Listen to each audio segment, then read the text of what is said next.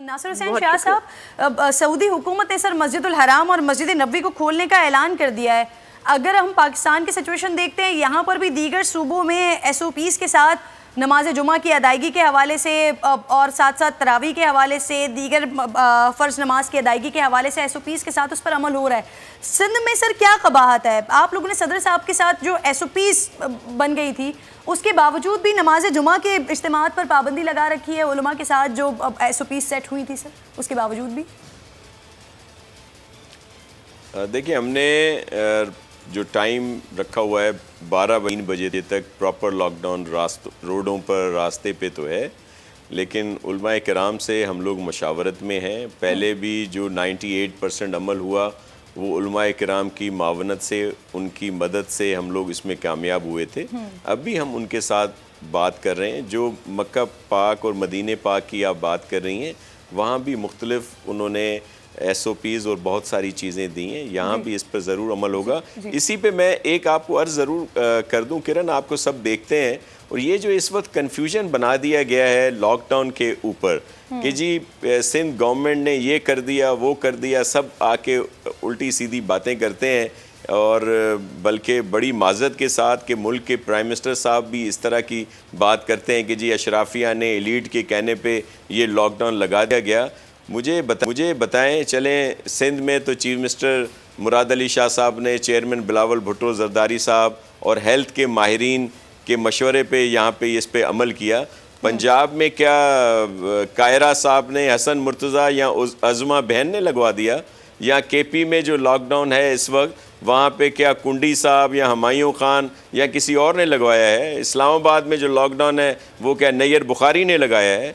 ये हर जगह पे है। आप आज भी चेक कर लें, पूरे पाकिस्तान में इस पर अमल हो रहा है। ट्रेन किसने बंद की, एयर सर्विस किस तरह मुअत्तल हुई, ये फेडरल गवर्नमेंट की तरफ से हुई। और आपने जो ये मजहबी बात की, मैं इस पर भी आपको अर्ज कर दूं, इस वक्त पूरे मुल्क में लॉकडाउन मौजूद है। आप चेक करवा लें, आपके नेटवर्क हर जगह पे है कि वहाँ पे ये इस वक्त कैसे इस पर काम हो रहा है, और हर जगह पे ये चल रहा है।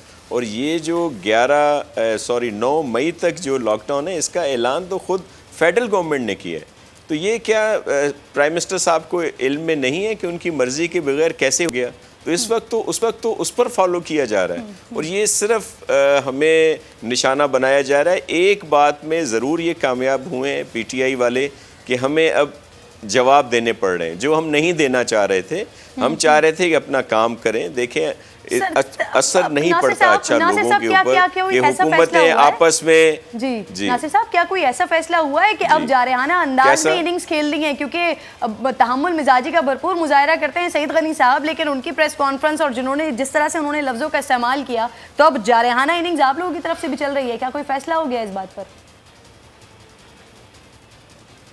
देखें, अब क्या कहें, अब आपका प्रोग्राम है ना, उसका नाम है बस बहुत हो गया। अब तो अब यही हमें लग रहा है, इन्होंने हमें इस नहज पे आके खड़ा कर दिया है जहां हम लोग नहीं आना चाहते। अब मैं यकीन करें कि हमें खुद बड़ा फील होता है जब आकर हम एग्रेसिवली जवाब देते हैं, सारी चीज़ें करते हैं, कि इस वक्त ये मौका ही नहीं है। हमें मिलकर काम करना है, लेकिन इनके पूरा रिकॉर्ड मौजूद है कि किस तरह काम सही तरीके से हो रहा था। चाहे प्राइम मिनिस्टर साहब के कोई भी बयानात हों, लेकिन उसके बावजूद हम काम कर रहे थे। अचानक इनके वफाकी वज़ीर, इनके तर्जुमान आके खामखा की बातें, बोतानबाजी, झूठे इल्ज़ामात लगाने शुरू कर दिए। फिर ज़ाहिर है अगर हम यकतरफा बातें हों तो ये फिर चलता रहता है। इसमें आप लोग ले ही ना इनकी बातें ही ना आए तो हमें जवाब ना देना पड़े, नहीं तो यकतरफा इनकी बात होती है। तो आज भी आज जी, यानी कि फैसला हो चुका है जवाब देने का हक तो हम पर है ना, जवाब तो देना हम लोग। सख्त मिजाजी का मुजाहरा किया जाएगा पीपल्स पार्टी की जानिब से भी। बहुत बहुत शुक्रिया नासिर हुसैन शाह साहब, आप साथ मौजूद थे। और मैं इस चीज़ की कमी को महसूस कर रही थी कि कोई गवर्नमेंट से, पाकिस्तान तहरीक इंसाफ से मेरे पास कोई आज मौजूद नहीं है। ज़रताज गुल साहिबा भी ज्वाइन कर चुके हैं, उनको मैं खुशामदीद कहूँगी। ज़रताज साहिबा, सबसे पहले आगाज़ फिरदौस आशिक आवान साहिबा की गुफ्तगू से ही कर लेते हैं। उनका एक इंटरव्यू आपकी नज़र से गुजरा होगा, और उन्होंने भी कमोबेश वही, बल्कि कमोबेश नहीं, पूरा वही इल्ज़ाम लगाया जो जहांगीर तरीन साहब ने चीनी के बहरान की रिपोर्ट आने के बाद कहा था। वज़ीर आज़म साहब को दूर करने में किसका हाथ है, किसके बारे में उन्होंने तस्करा किया था। तो आज़म खान साहब क्या वो इतने ताकतवर हैं कि वो किसी को भी वज़ीर आज़म साहब के करीब कर सकते हैं, किसी को भी वज़ीर आज़म से दूर कर सकते हैं? ज़रताज,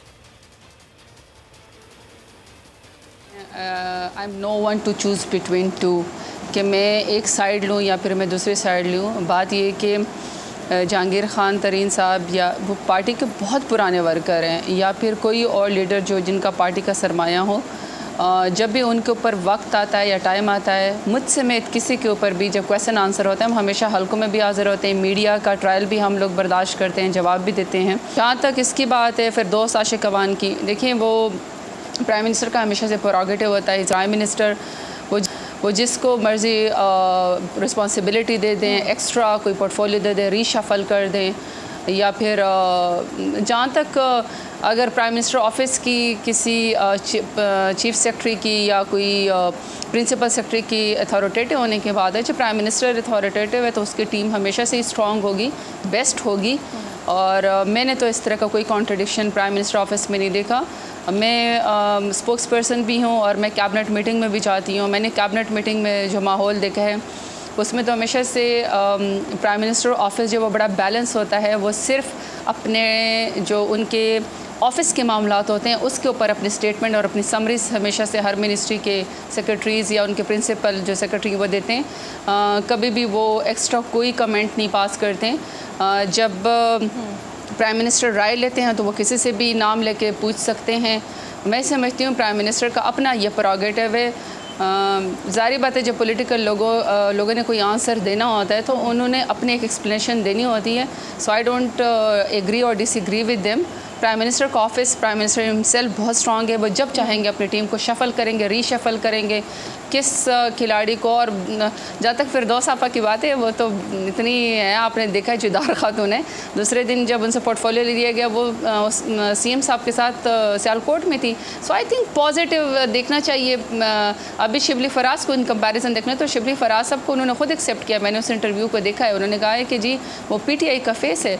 तो पीटीआई के फेस में जब जिसका 18 persona अप्रैल fit से आज आएगा, की वो तारीख ज़्यादा तक कांटों के ऊपर गुजारे। हाल नैब कवानीन में तरमीम के हवाले से ज़रताज जो बातें हो रही हैं उस पर कुछ अखबारात ये खबर लगा रहे हैं। मैं आपको ज़रा वो खबर भी बता देती हूँ कि जो मुसव्विदा तैयार हो रहा है उसका फ़ायदा नवाज़ शरीफ साहब और मरियम नवाज़ साहिबा को मिलेगा।